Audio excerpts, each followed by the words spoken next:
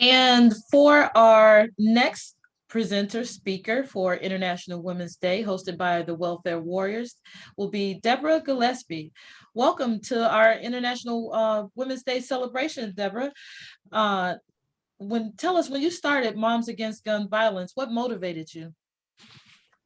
Um, well, I started Mothers Against Gun Violence. It was birthed after the murder of my son and two of his friends. My son's name was Kirk Patrick Bickham Jr., and his two friends were Deshaun Winbush and Carl Hall.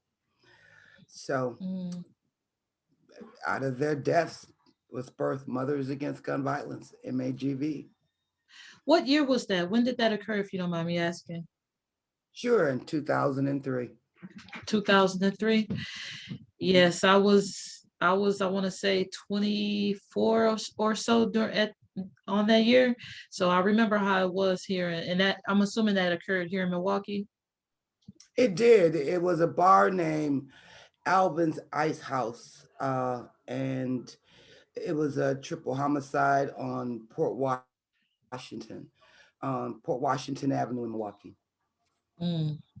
What type of actions has mothers against gun violence taken to stop the violence and murders that have occurred in our city? Great question. At the time when my son was murdered, my focus was to push for responsible gun legislation. I became our lead Million Mile March for the city of Milwaukee and for the state of Wisconsin. Million Mile March is a national organization. Mm. And as a lead, I was to push for responsible gun legislation statewide. But in my doing that, it became so apparent to me that it became important for me to push for it here in the city. And after talking to some local legislators, they made me feel that that was a possibility. So I went for the city and county resolution, which we did successfully pass with the county board supervisor, then County Board Supervisor Peggy West, and Alderman Ashante Hamilton, who successfully passed the city. But we were unsuccessful for the Senate and the legislative bill, which was at that time Leon Young and then Senator Hall, which you know is now our treasurer, city Yep, county yep, treasurer. yep. Yep, I do. Man, that also brings to mind Sheriff Clark, Mr. Cowboy, that we had some years ago when he pushed for not just open carry, because we already had open carry, but I think it was concealed carry. And at that point, I just, I was so discouraged about the state of violence in our city, because now, I find so many young people, um, they have guns. And one thing about the law is, I find that, the law abiding citizens are the ones who abide by the law. Criminals gonna do what they gonna criminal. Criminals will criminal.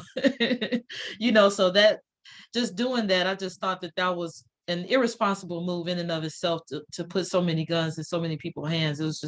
It's just crazy. Um, so Deborah, as far as how many members do you have on your group? How do people join your group? Great question. Uh, the word for me is called, I would say, sustainative activism. And what I mean by that is Mothers Against Gun Violence isn't a group as far as membership.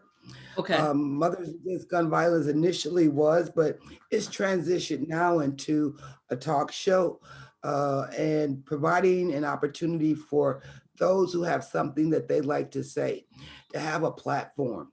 So that is my activism now, um, helping people be able to share their truth and have a platform in which to do it. Where can we find your show, Deborah? And what day, what time, what platform? It's every Friday on River West Radio. And you can ask your smartphone to tune into riverwestradio.com. It's every Friday at 4. And we're also on Google and Roku channel. So you can go to newvisionmedia.com and then Vision tap Media. into our talk show. The talk show is relatively new, and what you'll see is the hour-long shows, but not the visual, the actual visual yet. But that is going to be airing on Coming there soon. soon. So, yeah, well, we have the audios are there, but not the visuals yet. Right, And right. so I was fortunate enough to interview Kayla and I believe Jay. And so I want to air their show. I did that for the radio, but we're going to be doing that for the talk show. But I really wanted to have Pat's interview precede everyone else's because I think Yeah, it sets the backdrop to what's happening. yeah. Now, Kayla and Jay, who are they again, please? Kayla's last name is, I want to say, Tucker. Okay, Kayla She is the Tucker. grandmother who whose granddaughter was taken by CPS, and Jay, I Oh, believe, last name is Smith, and that's her son-in-law. Is that okay. her son-in-law? Oh, yeah, I believe son-in-law. I have to find their interview, but yeah, but I met them at one of the welfare warriors meetings, and they followed up with me to come on the radio show. Well, Very that's all right. interesting interview. Yeah, Marketa Turner and Jay Smith. Oh, okay. Well, that's all right. Well, listen, Deb, I really appreciate your activism and everything that you do.